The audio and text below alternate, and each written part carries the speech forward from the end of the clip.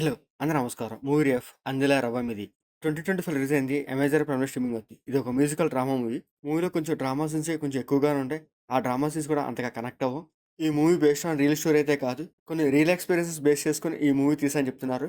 ఈ మూవీ కంప్లీట్‌గా ఒక క్లాసికల్ డాన్స్ లైఫ్ గురించి అని చెప్పొచ్చు. ఆ సీన్స్ కొంచెం బయోపిక్ లాగా అండ్ డాక్యుమెంటరీ మూవీ లాగా అనిపిస్తది గానీ, కమర్షియల్ మూవీ లాగా అనిపించదు. ఇంకా ఈ మూవీ స్టోరీలోకెళ్తే, పావని తను ఒక క్లాసికల్ డాన్సర్.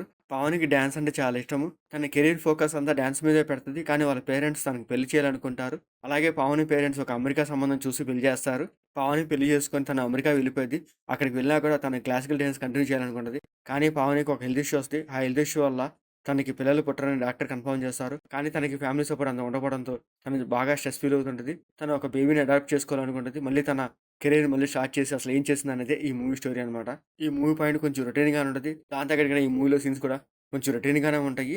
ఈ మూవీలో పావని తను క్లాసికల్ డాన్స్ కాబట్టి, ఆ క్లాసికల్ డాన్స్ కొంచెం నేచురల్‌గా చూపించారు. అయి చూడ్డానికి బాగానే ఉంటాయి. ఆ క్లాసికల్ డాన్స్ కన్నా మిగతా పాయింట్ అంతా కొంచెం కమర్షియల్‌గా తీసుకొస్తారు. సో, ఆ ఫ్యామిలీ ప్రాబ్లమ్స్, తనకి పిల్లలు పుట్టబోవడం, మళ్ళీ తన కెరీర్‌ని ఫోకస్ చేయడం. సో, ఇలా పాయింట్స్ మీద మూవీ తీసుకెళ్తుంటాడు. ఆ సీన్స్ కూడా కొంచెం చూడడానికి ఒక్కొక్కలాగా అనిపిస్తాయి గానీ, అంత ఇంట్రెస్టింగ్‌గా ఏమి అనిపించవు. సో, ఆ ప్రాబ్లమ్స్ కూడా మనం అంత కనెక్ట్ అవ్వం.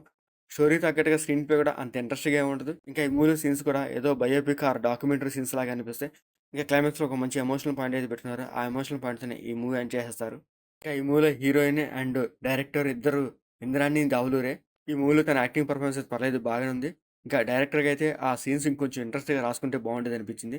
ఇంకా ఈ మూవీలో సాంగ్స్ కూడా పర్లేదు బాగానే ఉన్నాయి. ఇంకా ఈ మూవీ టెక్నిక్ కూడా ఒకేలాగా అనిపిస్తాయి. ఈ మూవీలో ఎక్కువ షాట్స్ అన్ని యూఎస్ బ్యాక్‌డ్రాప్‌లో తీస్తారు.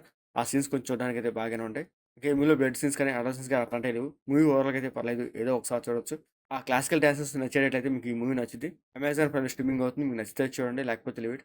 మీకు మా వీడియోస్ నచ్చితే లైక్ చేయండి, షేర్ చేయండి, సబ్స్క్రైబ్ చేసుకోండి. Thank you for watching.